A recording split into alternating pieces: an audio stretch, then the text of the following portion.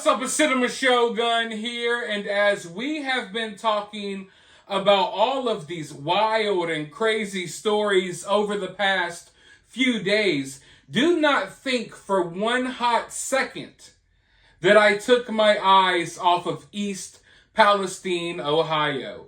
In fact, I have a couple of updates for you all, and I wish I had good news, but I can tell you right now, I do not. Now, Norfolk Southern is trying to pretend like there's good news to the situation.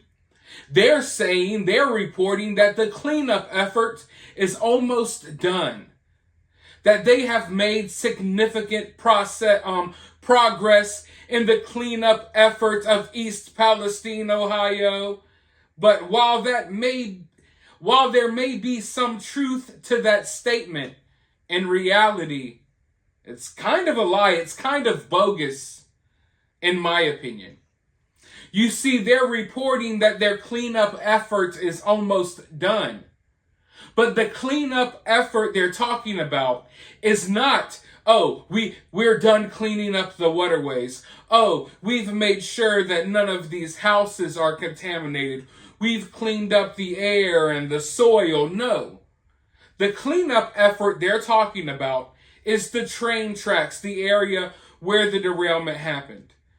So they're reporting that their cleanup effort is almost done, but in reality, that cleanup effort is just them clearing the way and building more train tracks so they can go back to business as usual. I kid you not, in their announcement, they're like, hey, we're going to have trains up and running here again soon. Yay! And I'm sitting here like, no, that's not the win that you pretend it is. You are trying to manipulate people, and you're trying to say things that are technically true while also being technically false. When people hear that, hey, the cleanup efforts are done in East Palestine, Ohio, no one's thinking that you're talking about rebuilding and clearing out the way for new train tracks so you could roll chemicals straight through this town again. But that's the reality, folks. So when you hear that the cleanup efforts are almost done, that's what they're talking about. They're not talking about the cleanup efforts that have to do with the random streams and waterways throughout East Palestine, Ohio, that still have chemicals in them, that have been proven to have chemicals in them by anyone who just travels down to the creek and throws a rock in the water and sees the rainbow shine throughout. So forgive me, I'm kind of ticked off that they're putting all of these headlines out there to pretend like, oh, things are getting better in East Palestine. The cleanup effort's almost over, when the cleanup effort is just them trying to do whatever they can to get back to business as usual. And once they do that, I can tell you, a lot of the interest they pretend to have in the area will be gone. They're going to get these trains back up and running, and then a lot of the people who have been in this town, that you would think are helping this town. No, they were helping the train. They were helping Norfolk Southern to get back to business as usual. Once that happens, they're going to be gone. And I think we will see, basically the end of this story, even though it's not the end of the story for people in East Palestine. But once they open these train tracks back up and the cleanup crews leave, then basically it's over in the eyes of this company, even though it's just beginning for the people who live in this town. But to make matters worse, now residents of East Palestine are testing positive for cancer-causing toxins. I want you all to watch this clip, and then I'll be back in a couple of minutes with more thoughts and opinions. East Palestine, Ohio residents are blasting train derailment lies after some have tested positive for a cancer-linked chemical after officials deemed the air and water safe.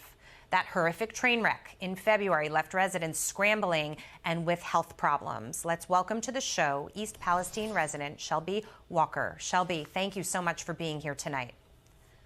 Thank you for having me. Shelby, you and your husband tested positive for vinyl chloride. That is a cancer-linked chemical. You are now on an inhaler. You are still dealing with the effects of that trail derailment over 2 months later. Obviously, the news crews have left and the attention has died down, but you are still living that experience every day. Please tell me a little bit about what you've been going through with your family. It's a nightmare. They've taken my home, my family away. My family is spread out all over the place.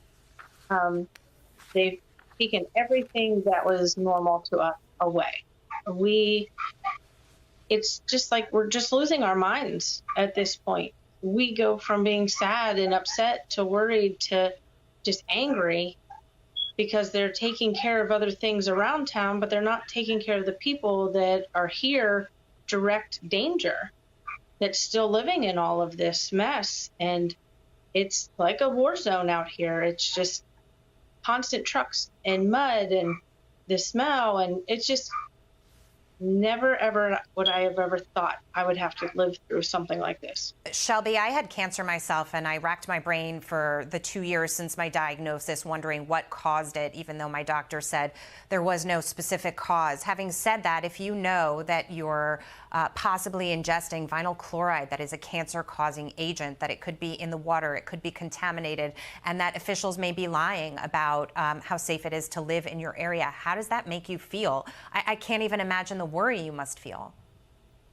No, and I'm sorry to hear that about you. But I worry for my family, for my kids, my grandkids, and I worry for their health.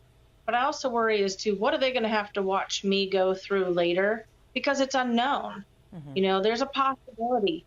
I have been saying it for a long time. We're like lab rats because they know nothing. They don't know what it's caused from. They don't know where it's coming from. Why do we still have this in our system?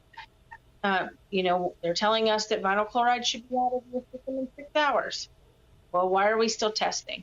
It's all of the unknowns that is probably the scariest. And so you have started using an inhaler to react to, I'm assuming, some breathing issues. Can you just tell me a little about that? Yeah, when things were really bad and I was down back in my backyard a lot, doing a lot of media reports and everything, I just had some respiratory issues. I had a hard time catching my breath. It just kept getting worse and worse. Now I have a hard time just having a normal conversation, talking a lot. I get short of breath, walking up the stairs. By the time I'm at the top, I have to stop and catch my breath. And, you know, I don't like to use the inhaler, but it's there and I have to use it sometimes. Shelby Walker, we wish you and your family all the best. We hope that there is some accountability with respect to this derailment. We hope that people will come and help, the government will help people in your community. We haven't seen as much of that as many of the residents would like. We are so sorry that you're going through this. Thank you for being here tonight. Thank you for having me. So I have a question for you all.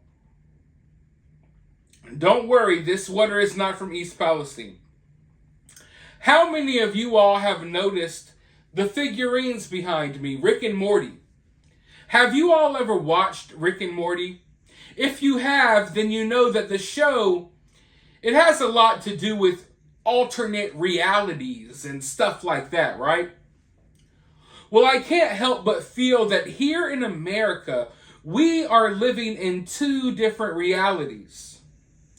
We have people like me, people like you all who watch my videos. We're living in the real reality. And then you have people who get their information and their news from the mainstream media. And in many ways, they're living in a totally different reality than us. You see, in our reality, we know that the cleanup efforts of East Palestine are nowhere near being done. In our reality, we know that people are getting sick and they're testing positive for cancer-causing toxins, like you just heard in that video clip. But then there's another reality where people just see the headlines of, oh, the cleanup process is almost done, and they believe that everything is going fine in East Palestine. So in many ways, when you ask yourself, what is causing this huge divide in our nation, in our society? When you ask yourself, why are people so different? Why are these sides so different? You have to understand that in many ways we are living in different realities. We got people who get down to the bottom of these news stories and they find the truth. And then you got people who are manipulated. They read the headlines. They don't do much research. And they just live in a totally different reality than us because they don't really put forth the effort to figure out what is really going on in today's world. So when you find yourself asking, how could people believe something like this? How could people fall for something like this? That's why.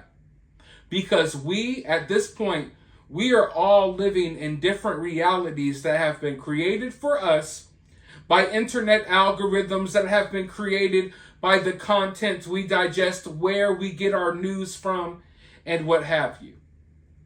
But for now, let me know your thoughts about this down in the comments below. As far as I go, I feel like I've said so much about this situation.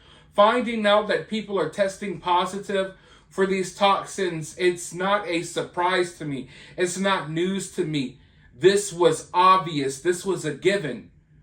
But it's like we have to wait for it to be actually reported for people to view it as valid, for people to finally realize, oh, I guess something crazy is going on in East Palestine. You think?